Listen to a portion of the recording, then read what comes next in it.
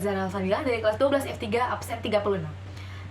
Izin kepada Bu Ariana selaku guru kimia kelas 12 F3. Di sini saya ingin membuat video mengenai review jurnal terhadap materi bab 2, yaitu materi sel elektrokimia. Mohon disimak sampai habis ya, Bu.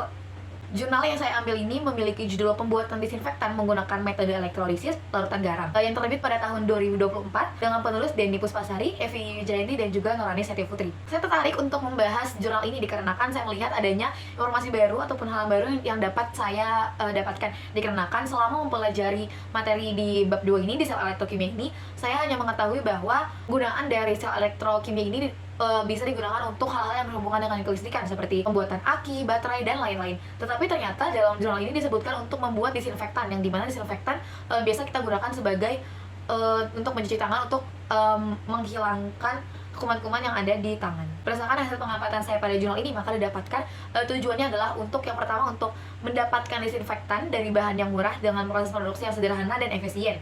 Yang kedua adalah untuk menghasilkan disinfektan berbasis air dengan bahan aktif natrium hipoklorit. Untuk metodenya adalah metode yang digunakan elektrolisis larutan garam untuk menghasilkan natrium hipoklorit atau NaOCl. Peneliti ini menguji variasi konsentrasi garam dan tegangan untuk menentukan kondisi optimal dalam produksi NaOCl.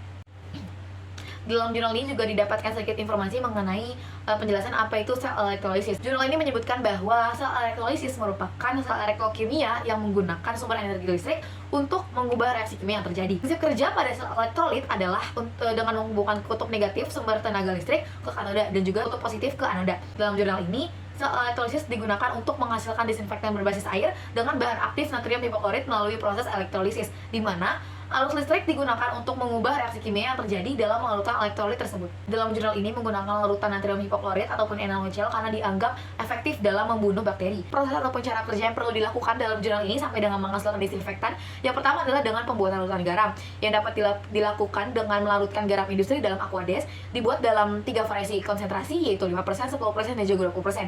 Yang kedua adalah dengan melakukan proses elektrolisis, di mana arus listrik diterapkan untuk mengubah larutan garam dari larutan garam yang sudah dibuat tadi menjadi natrium hipoklorit NaOCl melalui reaksi oksidasi ataupun reaksi redox. Selanjutnya yang ketiga adalah dengan variasi tegangan. Penelitian ini dilakukan dengan membuat 3 variasi, yaitu 6 volt, 12 volt, dan juga 20 volt.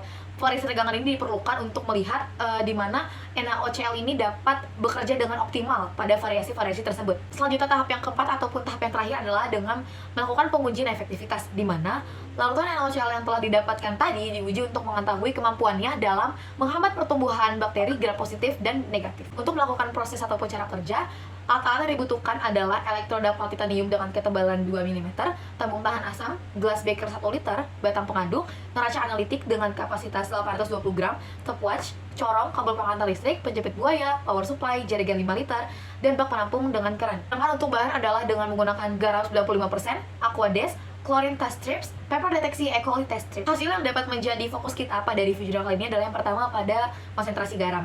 Setelah dilakukan percobaan dengan banyaknya 3 konsentrasi, ternyata didapatkan konsentrasi yang optimal pada larutan garam adalah 5%. Dikarenakan pada konsentrasi ini dan juga dengan tegangan 12 volt, dihasilkan NaOCl dengan konsentrasi klorin mencapai 200 ppm. Sedangkan percobaan kadar garam 20% ternyata tidak menghasilkan NaOCl, yang menunjukkan bahwa adanya batasan dalam konsentrasi garam yang dapat digunakan untuk proses ini. Selanjutnya adalah untuk efektivitas disinfektan. Ternyata terbukti bahwa NaOCl yang dihasilkan terbukti efektif dalam menghambat pertumbuhan bakteri gram positif dan juga negatif. Peneliti merekomendasi dan menyarankan untuk penggantian material elektroda dan juga analisis lebih lanjut mengenai efektivitas disinfektan terhadap waktu atau lamanya disinfektan dapat disimpan. Dalam jurnal menyebutkan bahwa disinfektan dapat dibuat melalui elektrolisis larutan garam dikarenakan proses elektrolisis menggunakan larutan garam NaCl sebagai elektrolit yang memungkinkan terjadinya reaksi oksidasi reduksi ataupun redox.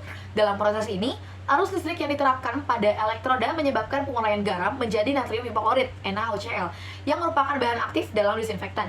NaOCl terbukti sangat aktif untuk menginaktivasi mikroorganisme patogen. Untuk ketahanan bakteri gram positif dan bakteri negatif terhadap NaOCl dapat dilihat dalam grafik yang berasal dari data dalam jurnal sebagai berikut. Maka yang dapat disimpulkan dari jurnal ini adalah didapatkan konsentrasi larutan garam yang optimal ada pada kadar garam 5% dengan tegangan 12 volt ataupun 5 ampere. Sedangkan dengan kadar 20% ternyata tidak terbentuk larutan NaOCl. Semakin tinggi voltase ataupun tegangan yang diberikan juga tidak menunjukkan tingginya kadar NaOCl yang terbentuk. Dari penelitian ini dibuktikan pula kereaktifannya dengan jumlah banyaknya bakteri gram positif dan juga bakteri gram negatif. Dari hasil uji tersebut, dapat disimpulkan bahwa desinfektan yang terbentuk dapat menghambat laju pertumbuhan bakteri. Cukup sekian yang dapat saya sampaikan, semoga mendapatkan hasil yang maksimal ya Bu nilainya. Terima kasih, wassalamualaikum warahmatullahi wabarakatuh.